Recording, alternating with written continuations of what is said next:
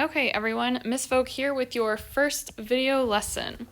So, we are starting off this next unit in chapter 0. We're just doing section 0.3, and in your book it's on page P8. Okay, it's at the very, very beginning of your book though.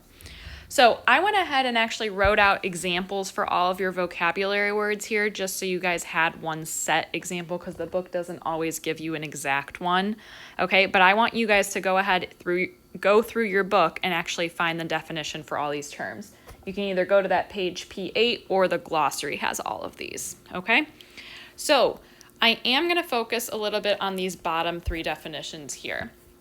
So for probability, again, I'm going to have you guys find the definition, but for the formula, it doesn't really ever explicitly say it in your book. So whenever you're finding the probability, and again, this should be reviewed from back in 7th grade, but you're going to take your number of favorable outcomes, so favorable outcomes, and you're going to divide it by your total number of outcomes, so number of possible outcomes. So you do this every single time, no matter what the given situation is. This is always your formula for probability, okay?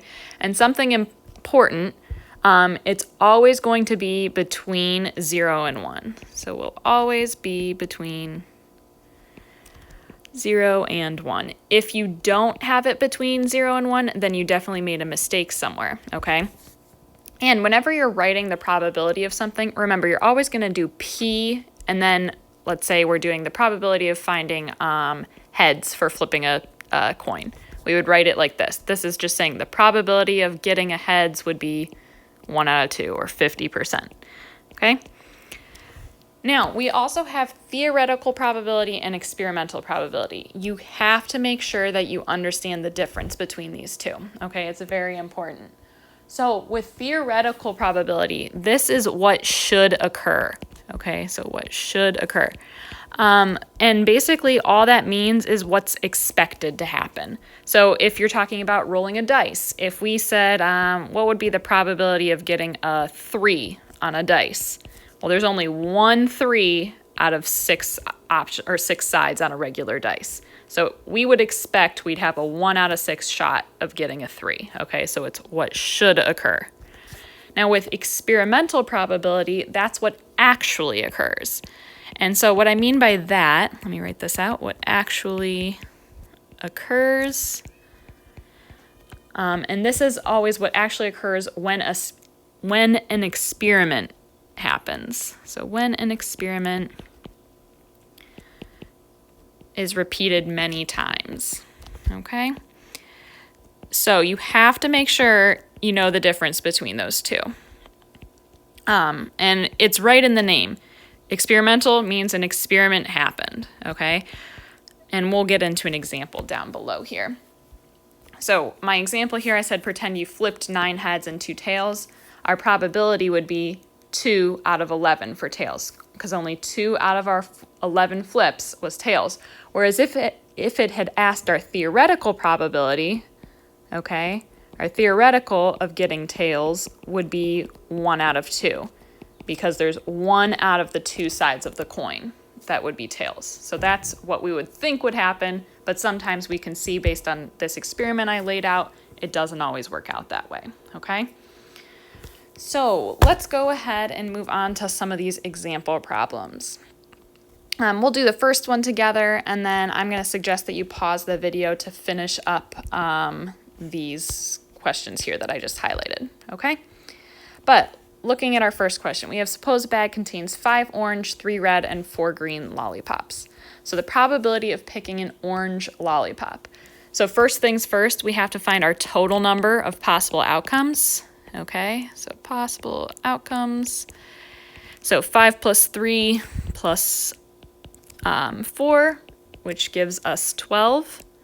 And then our favorable outcome, okay, our favorable outcome is getting an orange, which is just 5 times. So our probability of orange is equal to 5 out of 12. And again, for me, unless I specifically say, I'm fine if you leave it in fraction form, but some people prefer that you write it in percentages. So remember, you would just do 5 divided by 12, and we do get 41.67%. Usually you want to, again, round to your nearest hundredth like we normally do, okay? So for me personally, if you can jump right to this, the probability of orange, that's more than fine. I just want to make sure we work out at least one example fully together, okay? And real quick, for number 4 here, this word not, that is what's called a complement, okay? Anytime you have the word not, anytime you see the word complement, all it means is not. So the probability of not getting something, not tails, not heads, not blue, not green, that just is called a complement, okay? All right, so I suggest that you pause the video here, and then I will be back here with the answers in a second. All right, everyone, hopefully you took the time to pause the video and try these next few on your own. I went ahead and have the answers here, and then there's more detail on the answer key if you're not sure how I got anything, okay? Now, one thing I will say, you should always simplify your fractions. I know I didn't here, but since I have that, I have the, the percentage, it's okay that I didn't simplify the fraction. So I always want it in simplest terms if you can, okay? So maybe star that there. Okay, so moving on down here, we have this table, okay? So normally if we were in class, I would have taken a poll, we would have used our own class's data, but that's okay. So here, this is called a frequency table, okay? You should have seen these before. You're just having regular tallies. One important thing for math is whenever you're doing tally marks like these here, if you ever have at least 5 tallies, you want to make sure you're always grouping them like this, right? You never want to have like 1, 2, 3, 4, 5, 6, 7. You don't want to ever have 7 tallies like that. You want to make sure you're doing the grouping in 5, okay? So looking at our table here, we have McDonald's. Clearly we have the frequency was 4 times because we have 4 tallies. Chipotle, we had 6. Chick-fil-A, we had 5. And Wendy's, we had 4. So it is asking us to find both the experimental and the theoretical probabilities. So for experimental, we're going to actually use all of these tallies because we're thinking about it as if we took an actual survey. That's our experiment, okay? So for students picking Chipotle, all right, our number of favorable outcomes is how many people picked that Chipotle. So we'll say P, our probability of Chipotle, is equal to 6 out of, and now we have to actually add all of our frequencies up to see how many kids were in this class or how many people took this survey. So let's see, 4 plus 6 plus 5 plus 4 is 19. So our probability here, our experimental probability, I should say, would be 6 out of 19, okay? Now for theoretical probability, this is where it gets a little bit tricky. We want to find the probability of you picking Chipotle if we hadn't done the experiment. So what I usually like to tell kids or students is to cover up the actual experiment with your hand, okay? So if you're covering up that experiment with your hand, look how many possible outcomes, how many possible outcomes we had over here to the left. We have 4 outcomes, okay? So again, we're still finding our probability of selecting Chipotle. Goodness, I can never spell this right. There we go. But for theoretical, we want to not base it off that experiment. So our total amount of outcomes is 4, because we have 4 restaurant choices, and our favorable outcome in this case is Chipotle, which occurs once. So our theoretical probability is 1/4, whereas our experimental probability is going to be 6/19, okay? So hopefully that's making a little bit more sense how you can use a table for this kind of problem, okay? All right, and we'll go ahead and do number 2 together as well. What is the experimental probability that a student does not pick Wendy's or McDonald's? So because of that not, we are just focusing on Chipotle and Chick-fil-A then, since we're not Wendy's and not McDonald's. So for our experiment, we're actually looking at our frequencies again. So we can see, I'll just say P of not. Normally you should write this out, but that's okay. So our probability of not getting Wendy's or McDonald's, again, we're looking at that 6 and that 5. So altogether, we have 11 possibilities that are favorable, 11 that are possible to choose from.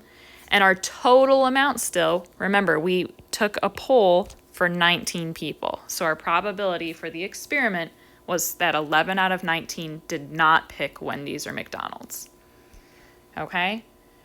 Now, same idea with our theoretical. I like to say cover up the actual experiment. Okay?